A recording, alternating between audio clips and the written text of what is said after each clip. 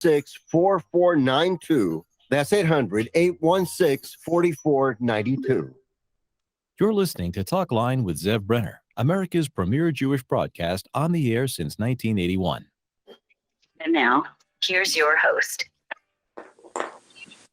Welcome back to the program. I'm Zev Brenner. It's been quite a while since we last had Malcolm Hoenlein of the Conference of Presidents of Major American Jewish Organizations. He knows what's going on around the world when it comes to the Jewish community. And Malcolm, welcome back, and good to see you in person at our Sheva breakfast the other week. So thank you for joining us on the air tonight as well. Mazel tov, first of all, and a beautiful simcha. And we should always get together on simachot. We have too many of the other things, unfortunately, but it's good to be with you again. I thank you. Thank you. No, good to have you back.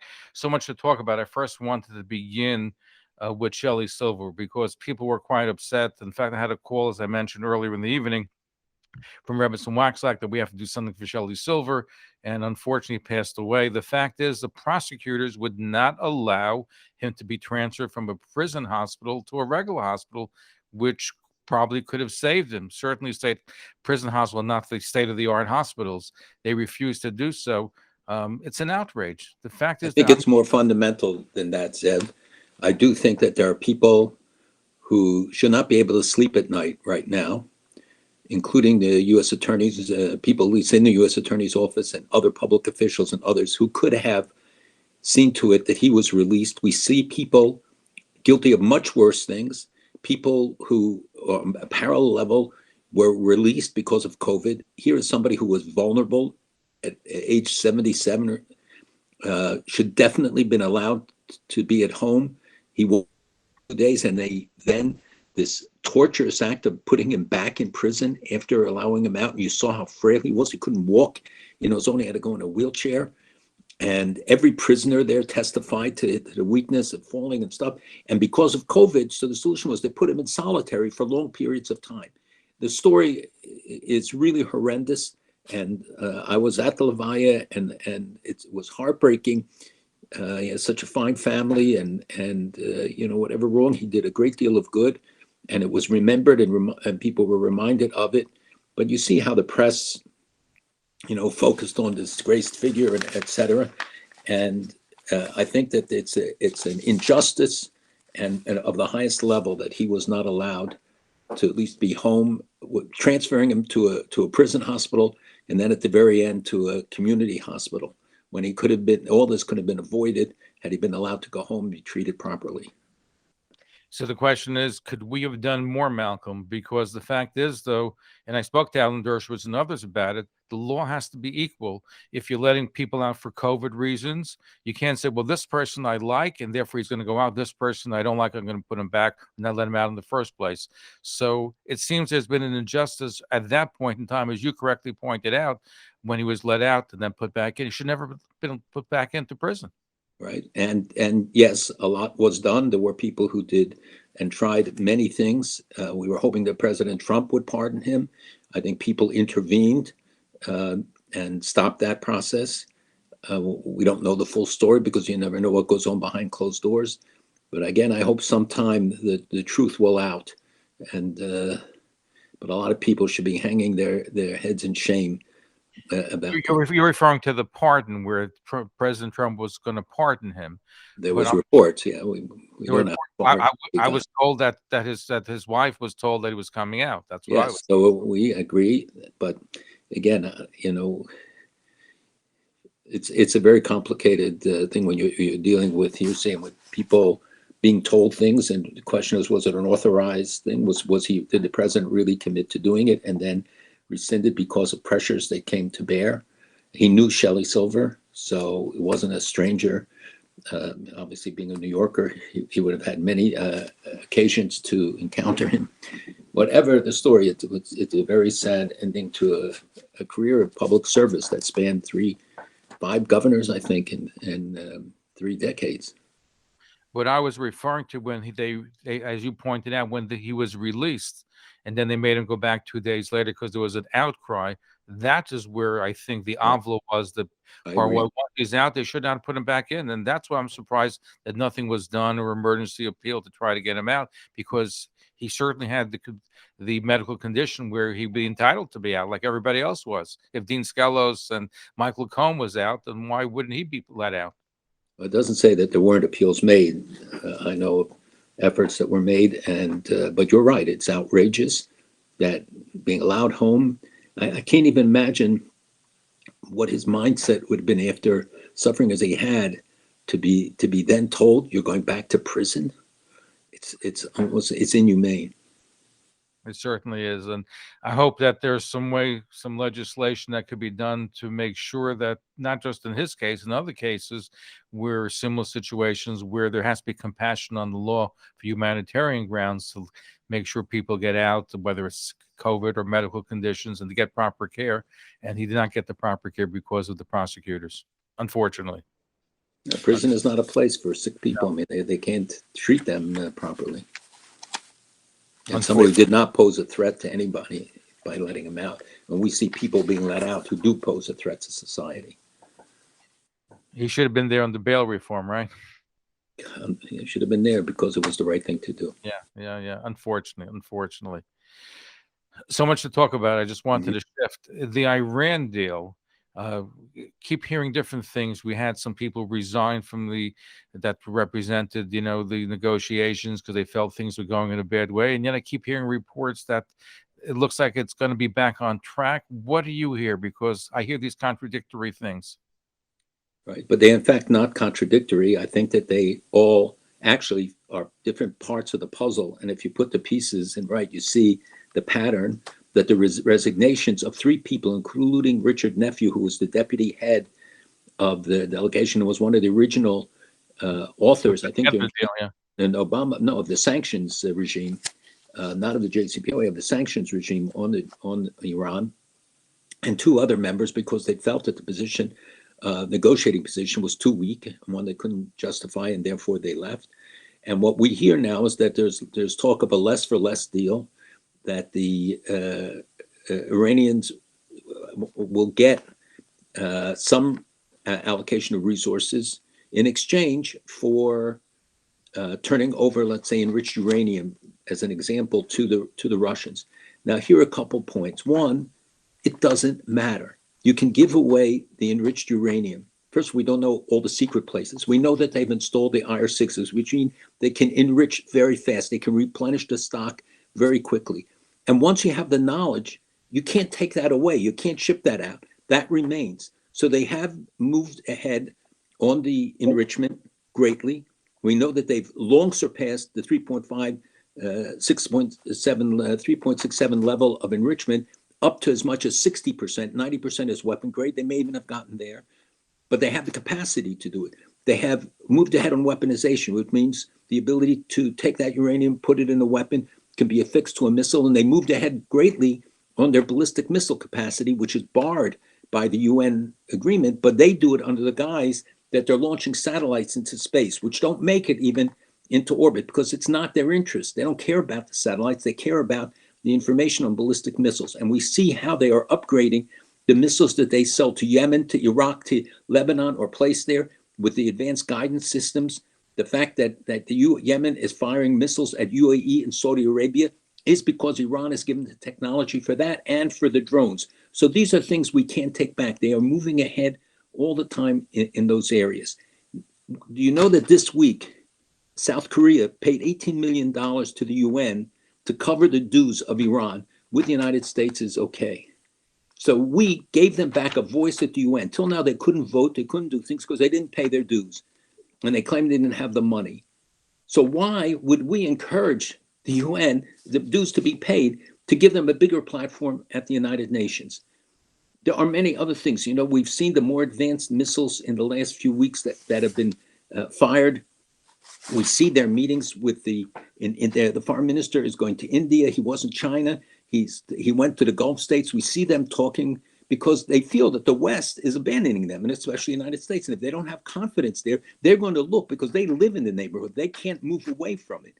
It does enhance their relationship with Israel throughout this. But, you know, the Qatari foreign minister is in Iran, and the emir is coming here. As I said, India, we can look at the whole gamut of breakthroughs that Iran is making, it continues while it continues to support all the terrorist operations in the region. So, whatever policy we have, if it's only going to address the nuclear program, it's not sufficient. If we allow them to get tens of billions of dollars in relief, that money will go not to benefit the Iranian people, but to support their terrorist and global aspirations. Why would South Korea front the money for Iran? Well, they owe them. South Korea is holding a lot of money, several $billion of Iranian money that they can't pay, as are several other countries, because of the American sanctions. So they needed a U.S. permission, which it got, to transfer that money because wasn't given to the Iranians, it was given directly to the UN. Wow. And that didn't get a lot of press attention. It should have got. I'm sorry? How about that? Yes. Why is that? Because that's a major thing. So Iran is a dangerous player, not just, in vis-a-vis America and vis-a-vis the nuclear weapons, but look what's going on in Syria, their coordination with Russia. And Well, Iran and Russia are not as coordinated as you would believe. The Russians don't want Iran there. No, they don't. But Iran has an influence in Syria right now. Very important. But what is interesting is how the Russians have forced the Iranians back and their militia back away from the Golan border, and not Hezbollah. So what does Iran do? So they did move their militias to other locations in Syria. And by the way, Assad doesn't want them there either. They don't trust him. Nobody trusts them. All three of the Turks, the Russians, and the Iranians don't trust each other, but they work in confluence with one another against the third, and all of them against the United States. But the Iranians armed local militias. So instead of taking their forces, they organized 10,000 people on the local level in communities, and they arm them, and they make those militias then their operations. And of course, they can't be forced back because they live there.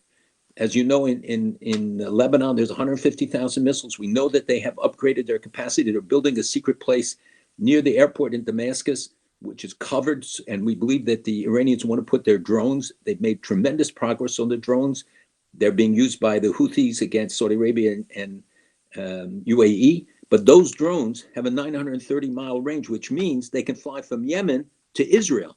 They can hit Israel. And we know that Yemen has always been thought of as a threat by Israel. And that's why Israel was active in some of the Gulf things. People questioned why. But understand that Yemen is a threat to Egypt, it's a threat to the United States, as it is to Israel, as it is to the UAE and Saudi Arabia. So, each of these issues that you're asking me about are so complex. They have so many ramifications. And what seems on the surface to be true, that Iran had backed off away from the border, it's true the Russians helped in that regard. And they don't want a conflict to break out, because they know it will be a setback for Assad and for their other aspirations in Syria. But Iran is not giving up its foothold easily. And you see the rockets they fired in Iraq. We know that they've been firing inside Syria, and Israel, thank God, has been successful in over 2,000 strikes in the last year to limit the shipment of advanced military equipment, especially the guided missiles that would then be transferred to Hezbollah. But Hezbollah is a proxy of Iran, so yes, they can limit Iran close to the Golan border, but Hezbollah certainly has freedom of movement. And what concerns me, and I'd like you to address that, is that Israel does let Russia know when it's about to do something in Syria. So it's a coordination, it's a dance. There are lots of different players. But the fact is, though, Russia can technically say to Israel, don't do this, don't do that. Well, Russia has, anti-aircraft systems in place in Syria, which are a danger to Israeli flights. That's why most of the attacks take place from Lebanon, from the air over Lebanon, or missiles. And if you know, the last attack at the Latakia port, where a new shipment that came from Iran was blown up in the port before it got on land, because Russia has a port, an Air Force base and a port, naval port, in the Latakia area. And Israel does not want to have Russian casualties.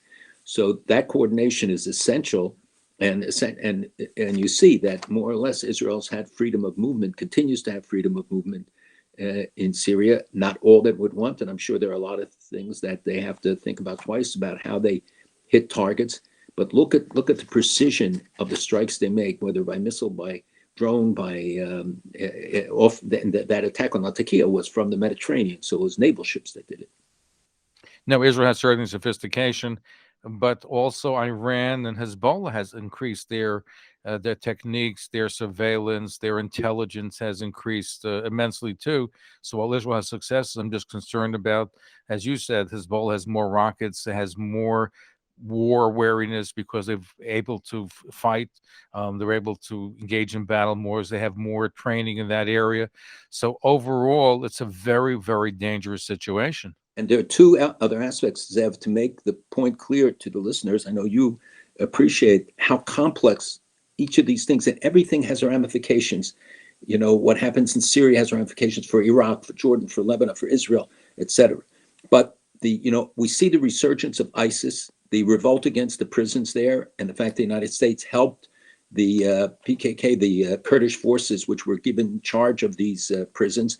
This is a big one with 3,000 ISIS fighters, and they revolted and rebelled there, but it was put down. But we see again the resurgence and reemergence of the ISIS threat, which becomes now an additional issue in Syria, in Iraq, in the region as a whole.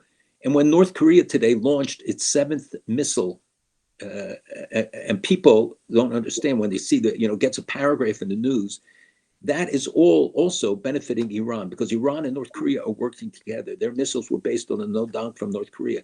So every technological advancement of North Korea may well benefit. We know often Iranian scientists are there at the launch. We know that North Koreans are in Iran when they had the launch. The nuclear plant that was being built in Syria was a North Korea operation, basically.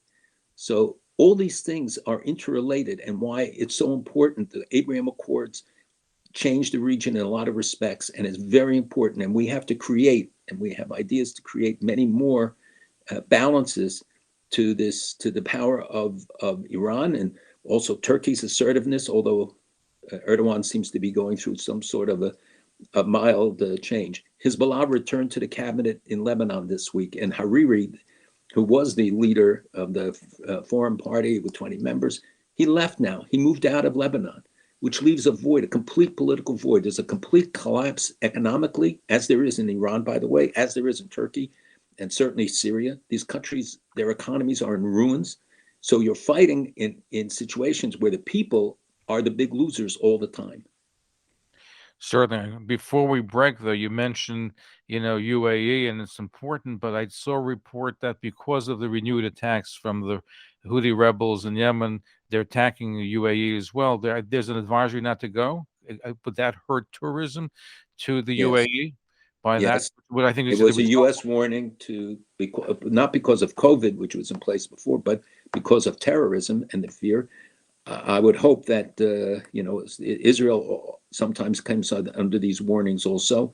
And I would frankly feel safe going to the UAE. I'm not saying people should go. I know there's a warning. There are legal implications if you tell people to go. But it has brought Israel and them closer together. They've been meeting because it's a common threat. And the working group of the Abraham Accords, we have a group in Congress now, a bipartisan group. I think people understand it, and I can tell you that we're working on new initiatives. If you look globally at the rise of anti-Semitism everywhere in the world, including the United States, often doubling in years, and certainly double-digit increases. France just announced this week 75% increase over the last year. The one place in the world where anti-Semitism is going down is in the Abraham Accord countries: Morocco, Egypt, UAE, Saudi Arabia, Bahrain, where they have done Holocaust Memorial Days. They're changing their textbooks. They're refurbishing Jewish historic sites. It's in complete reverse to what we see even in Europe and around the world. Before we get back to Malcolm Hoenlein, we're going to take your phone calls, by the way, 212-769-1925. If you're on the line, please, we're going to get to just a little bit. We're going to go first to the news to Israel with Dov Shur. I just also wanted to mention with sadness the passing Rabbi Yitzhak Mann, who was involved in the Long Beach community in the West Side, and he was really a very special person. We're very saddened by his passing. May his family know of no more sadness, no more tsar. Good morning to you, Dov Shur in Israel. Good morning to you, Zev. Good morning to all the listeners. The hard times in Israel, I'll tell you about it with the COVID virus. First, let me mention that the news is sponsored exclusively by the King of Carpeting. Quality Carpet at a new location where they have also parking facilities, which means you just drive in and you do your shopping without any worry about finding the parking and things like that. And of course, they're number one when it comes to flooring also. So for carpeting and flooring, it's Quality Carpet. New address, 1416 38th Street between 14th and 15th Avenue. And the telephone number if you want more information or to make an appointment is 718-941-4200, 718-941-4200. Okay, we go to the Good McCumish. I tell you, I always say that once you get the Parshas Mishpatim, it separates the men from the boys. You know, I mean, there's no more stories. There's halacha, and it's quite amazing, the halacha. But when I always tell you that the Good McCumish has an English translation which incorporates Rashi, you really get to see it here, and it really helps you. Elohim lo tekalel. Don't curse Elohim, which usually to us means God. But here, if you read the English translation, it says don't curse a judge, which incorporated Rashi. And it goes on like that. When you read the English translation, it has so many Rashis in there, which bring the Chumash to life for you, especially when you're dealing with halachas like this. That's another reason, besides having Teres Menachem and the Lubavitcher Rebbe, and they have many classical questions and things like that. Besides that, they're just an amazing. There's no other Chumash like this that has an English translation which incorporates Rashi. That's the Good Chumash available at all your local stores. In the web at callmenachem.com or call 1-888-580-1900. Let's go to the news. The COVID virus is it's in a very serious state here now. Right now, it's the figure of serious cases right now has gone over 1,000, which is the highest it's been, I think, ever until this point. And the amount of people that died last week, well, Atlanta, we should know, was over 200 people. So we're dealing with this, and also with restaurants that are not getting businesses. They're all protesting in front of the offices of the government, the prime minister's home, and things like that.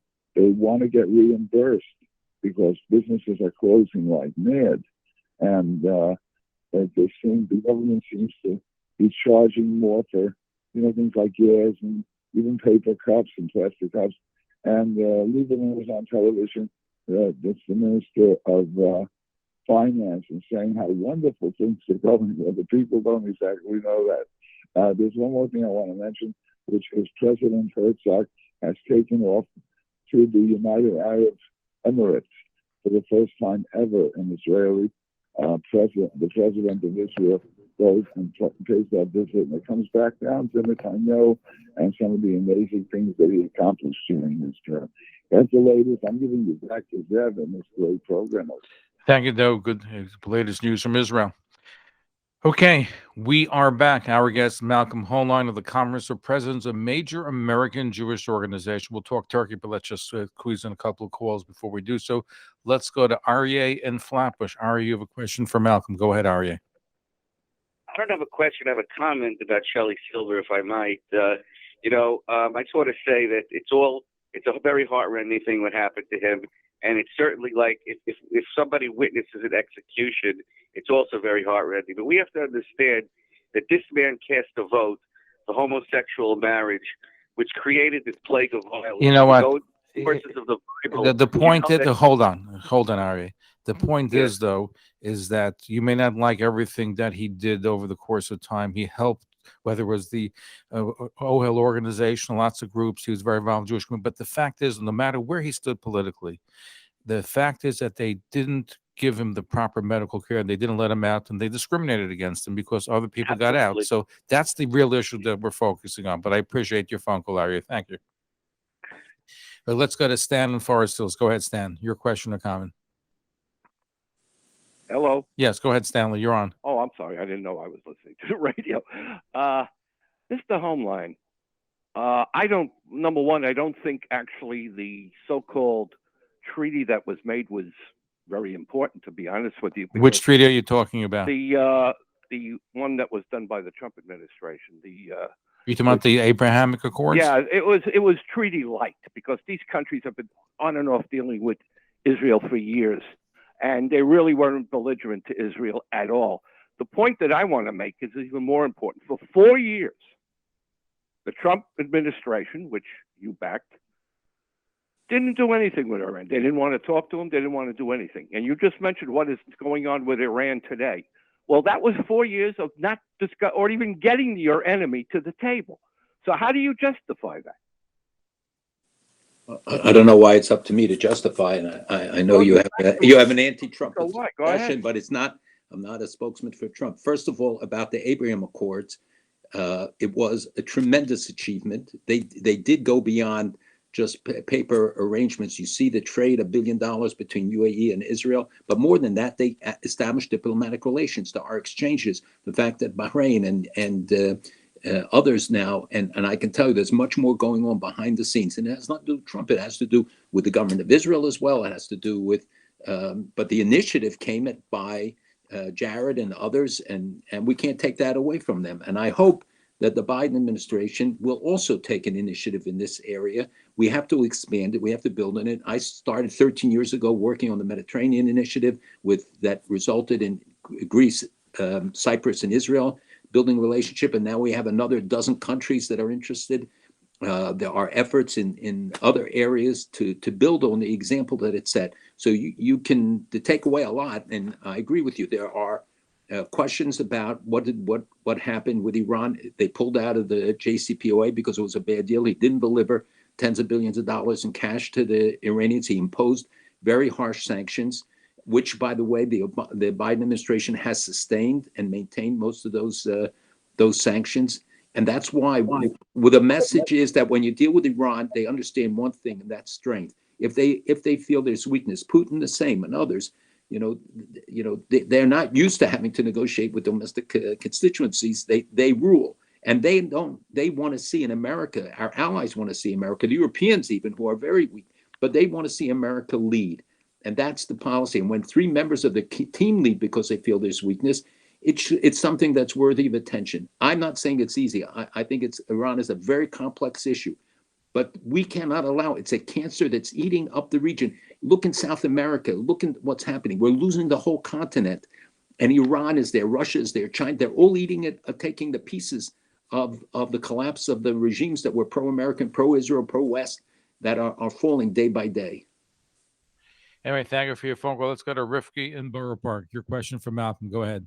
Yes, it seems to me that there's a discrepancy between white-collar crime and regular crime.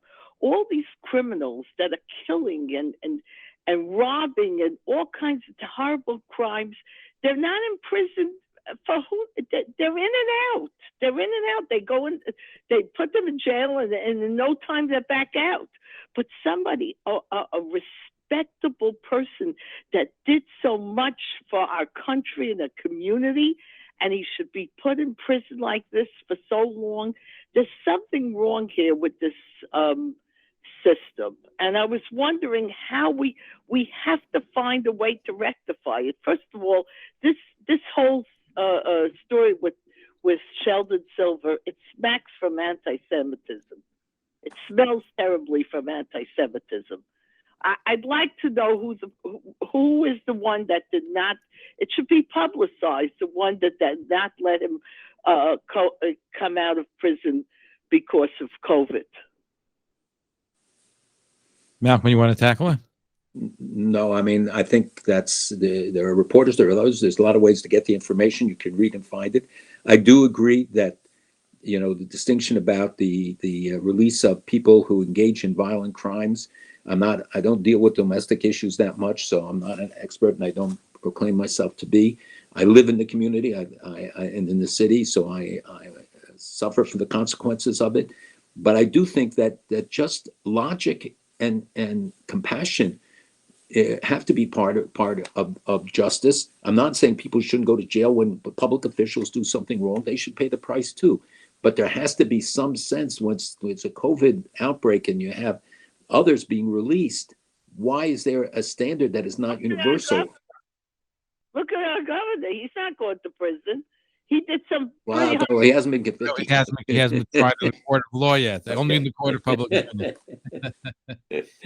But Rifki, thank you for a good call as always. Thanks.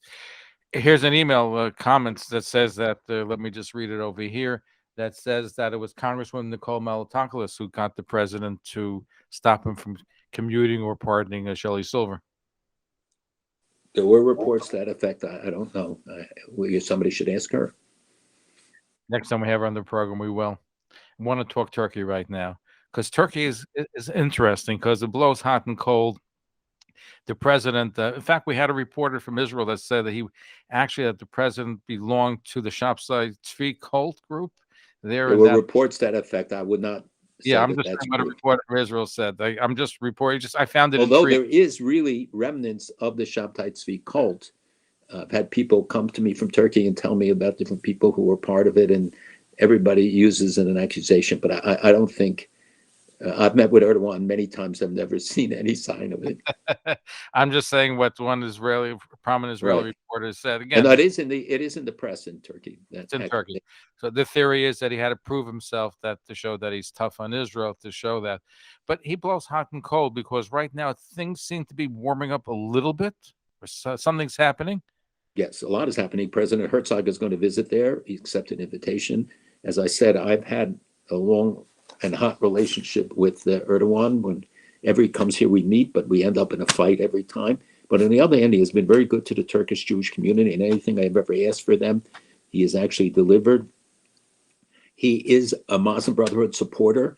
He's building mosques all over the world, supposedly 17,000. I've seen some of them in Muslim countries where he sends the message of what they can talk about. Certainly within Turkey, there has been a move towards a more fundamentalist orientation. The Jewish community there, though, has been treated well. Basically, it's shrinking, but they still have Jewish schools. They have synagogues. He has received the leaders of the Jewish community, a group of rabbis from Muslim countries, in a public ceremony last week. Right, he's always received us. Surprised by showing up, right? They weren't expecting that he came and they presented him the menorah and whatever. But look, his economy is in total collapse. The value of their currency is a fraction of what it was. Although trade with Israel throughout all the bad times with the Mavi Marmara and everything else never went down, which is a sign that the people wanted to maintain the connection, and he did not interfere, and he cites that. But he also paid for the demonstrations on the Temple Mount, and I once challenged him about it. He didn't deny it, but he said ultimately that you can't be the caliph without Jerusalem. And that is part of his megalomaniac view, his aspiration. As with the Iranians, one wants to build the Ottoman Empire, wants to rebuild the Persian Empire. And on the other hand, he can be charming and he can be constructive if he wants to be. The tensions between him and Russia is ongoing, but they work together where it serves its purpose. So number one is the economic conditions are so terrible within the country. Number two is political circumstances have weakened, and there are people who say his health is not great, though he has so far outlived the people who thought he was going to die. But he faces really serious problems. He's extended in Syria fighting the PKK. He's taken in millions of refugees from Syria. He uses it leverage because he weaponizes the issue of immigration. But on the other hand, Turkey's an important country. If in fact we can move back, lower the hostility and renew some of the positive cooperation against Iran and against some of the other dangers in the region. I can tell you there are other things happening, but it hasn't been a straight path. And if in fact he recognizes now, because of his circumstances and the regional issues, that is a much better course for him, that would be good. Now, also explain, because it gets complicated, because as you pointed out earlier, he's in a dance between Russia and Iran, and some of the influences, coincide, some of them diverge. So he's walking a delicate balance, because officially he and Russia, Turkey and Russia are getting along, but there's also tensions there, and also with Iran. So do we see any fraying of that, of any changes? Sure. Or Well, you had it during the Armenian War, Zev, where Turkey was with Azerbaijan and Russia sided with Armenia, but Russia served as the bridge and brought the parties together to get the ceasefire. Iran sat on the sidelines, although being a Shiite country, it would have normally been tied to Azerbaijan. There are 30 million Azeris living in Iran, more than live in Azerbaijan. And they started to heat up the situation, so Iran pulled back. But their inclination was to side with Armenia, a Christian country. The Russians did, and Azerbaijan recovered some of the land that they claimed. The situation is still tense, but you saw that Turkey and Russia were on opposite sides, Turkey and Iran on opposite sides.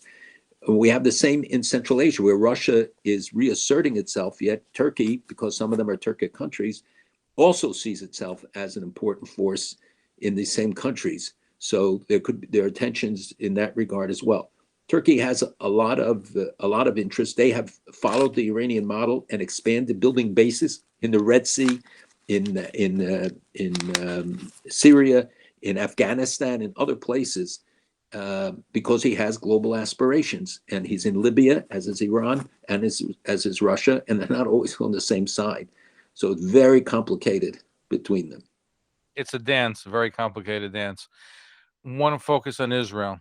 How is Naftali Bennett, the prime minister, doing, in your opinion?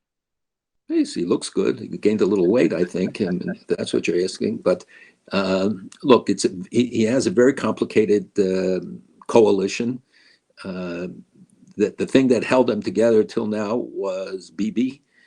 Primarily being anti-Netanyahu was the major force, because you had people from Likud like Saar and others who joined the government.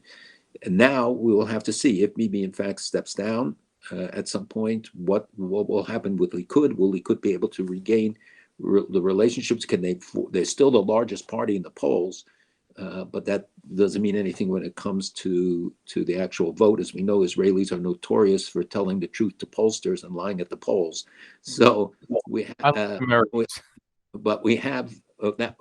that is one aspect. The other thing is that they know, some of them know, including Bennett, that his party might not even cross the threshold, according to polls, in the next election.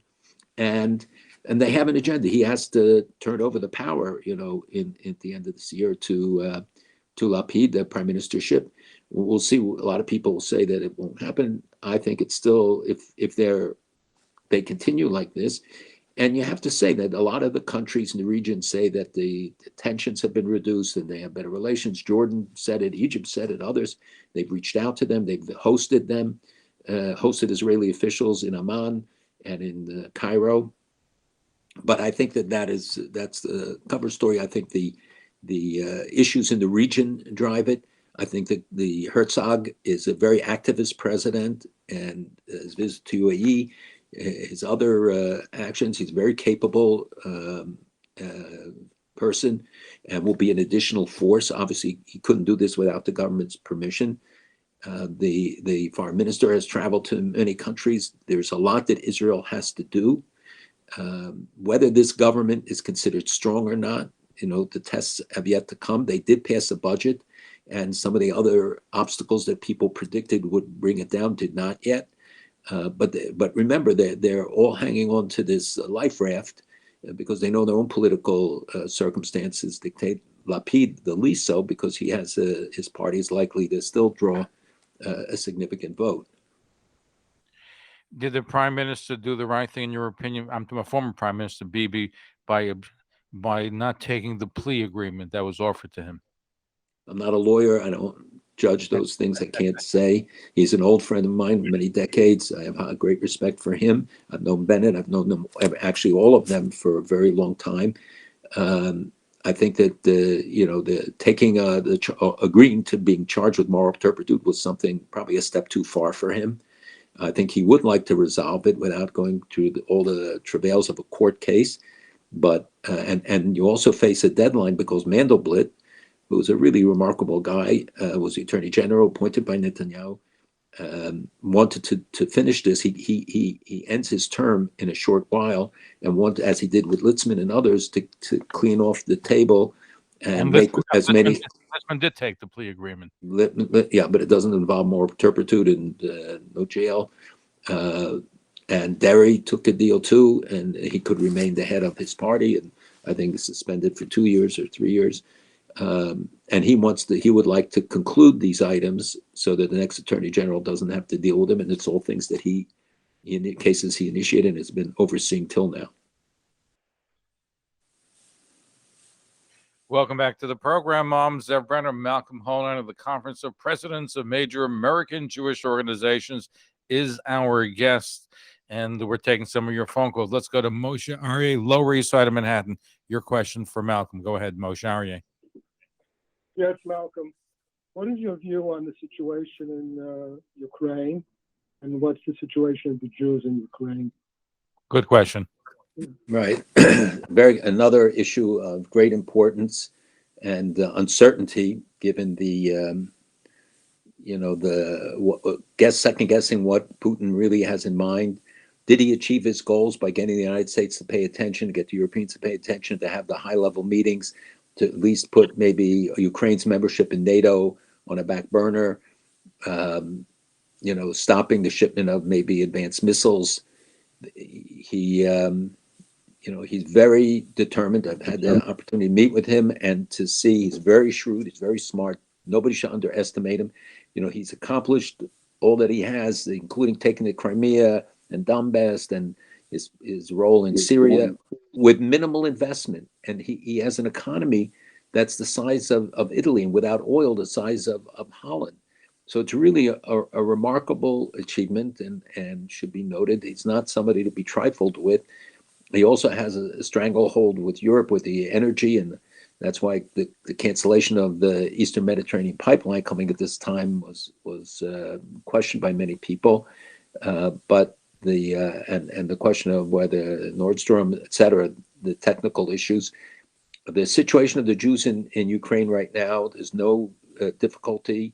As far as we know, there are Jews who are volunteering. There are Jews who are really being quiet by and large in the debate and in the discussions. The chief rabbi or rabbi of the Ukrainian community spoke out and said that he hoped that the war could be avoided and conflict could be avoided. It's not in the interest of the Jewish community, or I think for anybody now, to see a hot war break out. It would be very complicated for all the parties. The United States has mobilized troops, has sent aid, and has authorized aid coming from Estonia and Latvia and other countries to the Ukraine. And there was an offer, which I question the wisdom of making it public, that Israel would be ready to take and to fly Jews out of the Ukraine if conflict broke out, and they would be in a hot zone. I don't think it's a good message. I think it's something that should be prepared, but you should do it quietly, and if necessary, especially for elderly and others, to take them for respite in Israel, short or long term.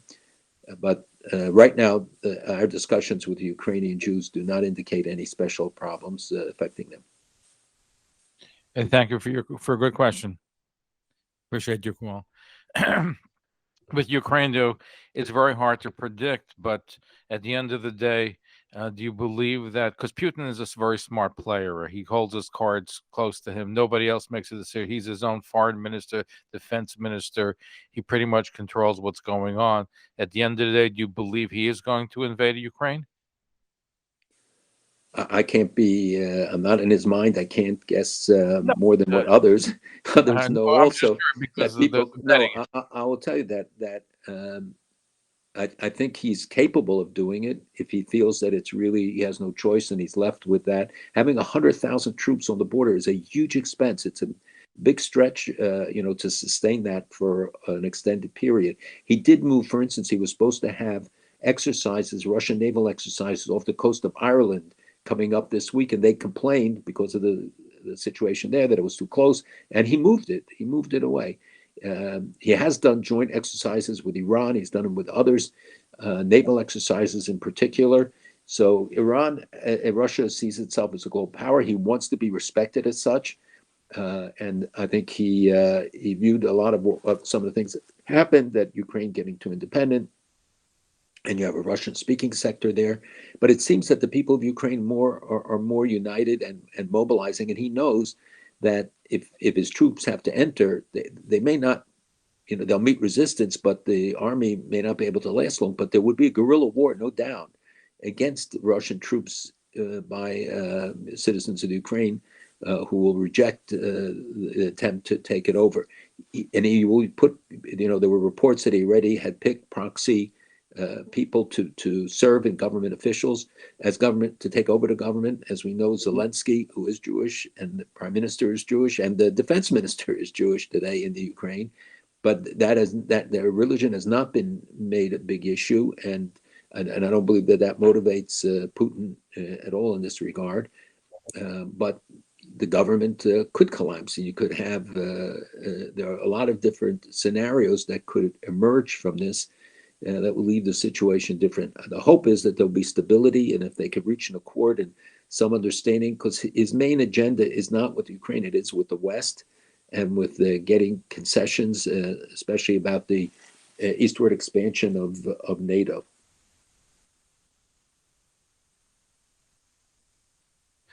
Okay, let's take some more phone call. Let's go to Carolyn. Where are you calling from, Carolyn? New York City. And your question for Malcolm. I wanted to ask, what about the Budapest Agreement from 1994 between Russia and NATO, and why don't they uphold that? And it was with the United States. Right. Why? I frankly, I haven't seen it introduced or even mentioned at any time. I don't know if it's still considered relevant to the negotiations. It's a good question. It's something I have to look into. Because what I don't understand is when governance changes from this to that, when there's a problem, doesn't our administration should go back to prior agreements? There was also an agreement made with Reagan and Thatcher in regards to the Ukraine, I believe. There were things then, yeah, it's true. But first of all, some agreements get superseded.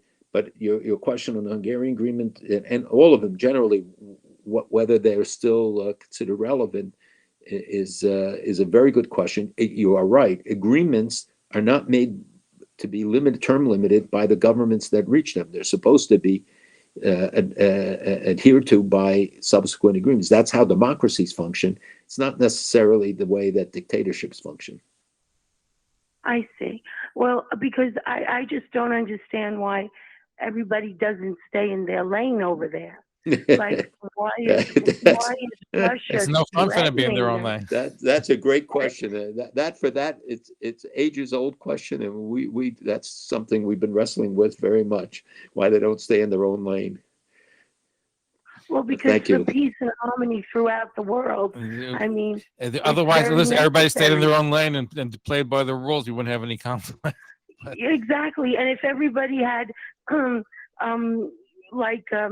free market capitalism and liberty and freedom, that people would be much happy in every country. The governments would make plenty of money on all the taxes that the people pay, and everybody would have their own lives. But we don't live in a utopia. We don't live in such an idealistic world, unfortunately. But thank you for a good question. We appreciate it. Call again. We appreciate that. We have a few moments left. I was curious to know about it got some press attention about the NSO company that makes this Israeli spyware, which I saw the FBI supposedly bought it in Saudi Arabia, and America's upset about it. How big of a deal is the NSO, the software that you're able to track cell phones, and the fact that you have even the FBI that bought the software? So I think that there's a subplot here that is ignored. I think that the NSO is an entity that can defend its record. The Israeli police used it, supposedly others have used it. It's a legitimate company that developed a brilliant software that is able to be used by law enforcement and supposed to be used for legal purposes. And it's not NSO that did it, it's the technology it developed that was being used. But I think, and I see, it was actually brought up to me sometime a little while ago, that this is an attempt to limit Israel's cybersecurity, to discredit it. Israel's been in the forefront of fighting for cybersecurity and fighting against the forces, whether on the internet and social services, that are fighting Israel, that are promoting BDS, that are promoting anti-Semitism, and the use of these things by the hackers, by Iran, by Ukrainian sources, Russian sources, others who promulgate anti-Semitic sites and who infiltrate. Iran has a massive industry infiltrating and upsetting sites in Israel and the United States. And in fact, they have done it to Iranian sites. NSO became then the attempt to demonize it. And there may be things that are wrong and they should be addressed, but the attempt to demonize it and to spread it, to make this a more universal attack against Israel's cyber industry and cybersecurity industry in particular. And that is something I think people should keep an eye on. But isn't there sanctions, or has the United States government also, if I'm not mistaken, barred it from this country, or are there some sanctions on it? There's some problem with that. Right. And there are problems with the United States and with other. That doesn't matter. I mean, the fact is that it may be technology that can be misused. That that police forces and others have misused it. That's their responsibility. And the chief of NSO resigned this week, and the company itself, which was burgeoning, obviously has had very severe setbacks. I know some of the people involved in the company who are government officials today and in the current government of Israel, not dishonest or people who were seeking to manipulate, but developing what was a very powerful tool. It's like everything. If you use it right, it's good. If it's abused, you can do a lot of mischief and a lot of trouble.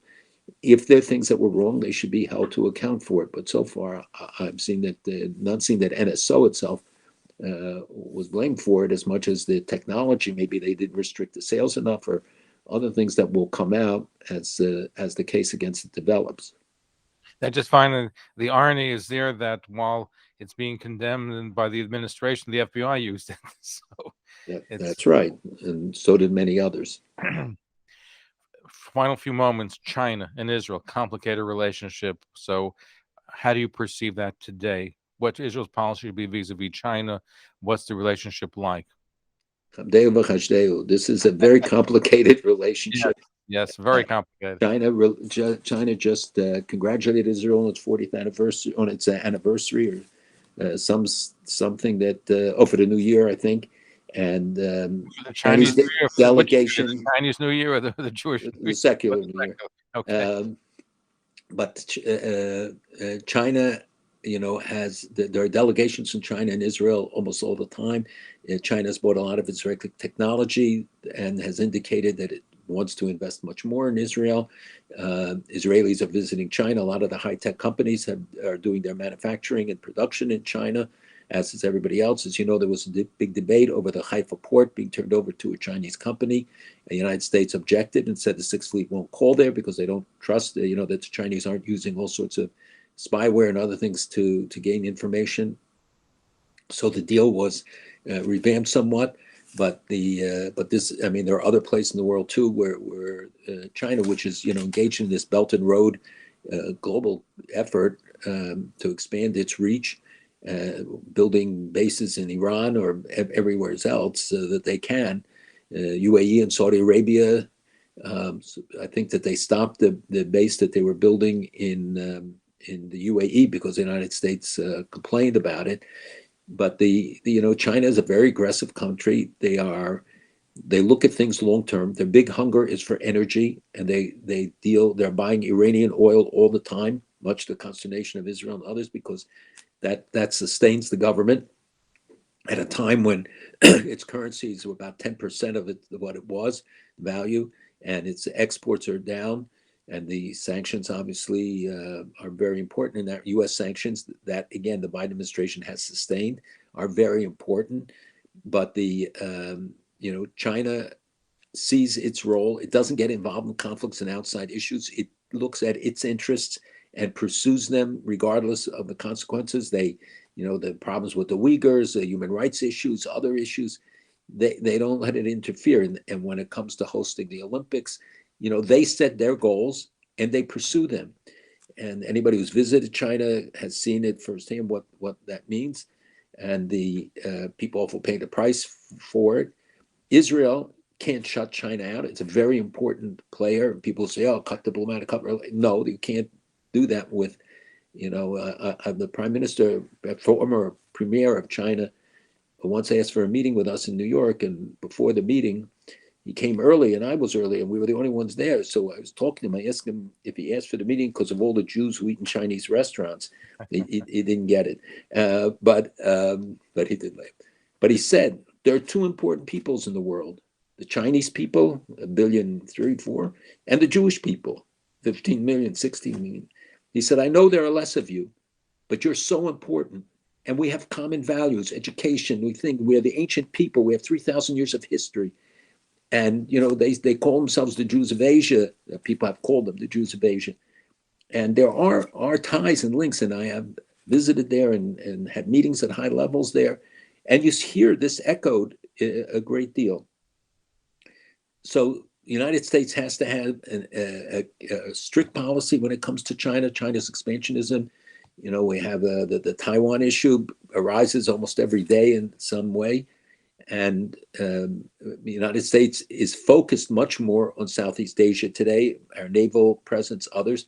But we shouldn't do that at the expense right now of our presence in the Persian Gulf and elsewhere. One thing I found disheartening, and that when I was in China about a year ago, Judaism was not recognized as a religion in the Chinese country.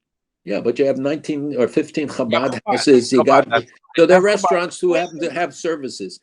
You know what? I'm more happy if they recognized as religion. Okay, I'm just stating. No, it is something. It is an issue. I did discuss it with them with high-ranking officials, and but the fact is that they permit these the shluchim, the Chabad shluchim primarily to function. Everybody knows the history of Shanghai. There's a nice museum there, in tribute to the Jews who lived in Shanghai, and they have Judaic studies courses in more cultural in the major universities. I spoke at Beijing University, at Xinjiang, and others where there are honors courses. The students speak perfect Hebrew. The people we brought did not. The Americans, Jews did not, but they spoke in perfect Hebrew to us. And they said, "Oh, you don't look Jewish." I know that's the joke everybody's going to say, but they were very welcome, very committed, very interested. And Chinese graduate students go by the dozens every year to study in Israel and feel a kinship. And you have delegations, large groups that go, Christians and others from China who visit. And so the relationship is a very, very dense one, and there are a lot of ramifications. It's not something you can simply, portray in a sentence or two. It's complicated. That's what you're trying to say. Not easy.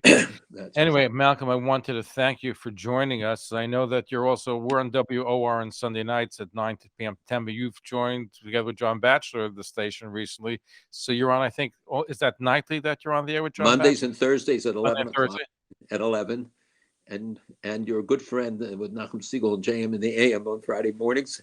I stuck with him throughout all these 25, 30 years. And he's a great guy, and I know a very good friend of yours.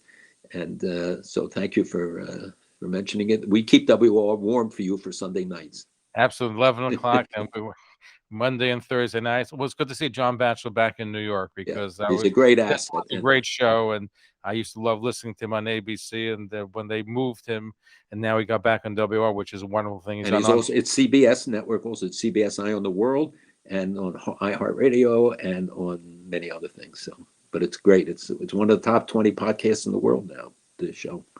No, and he's an intellectual. He's a very good interviewer. His knowledge is extensive, and he's a pleasure to listen to. So, just like you're a pleasure listener. So thank you for joining us. we listen to each other The hair. for many decades. So it's good. Exactly. You join us again. Thank you. Thank you for joining us. It's my pleasure. When we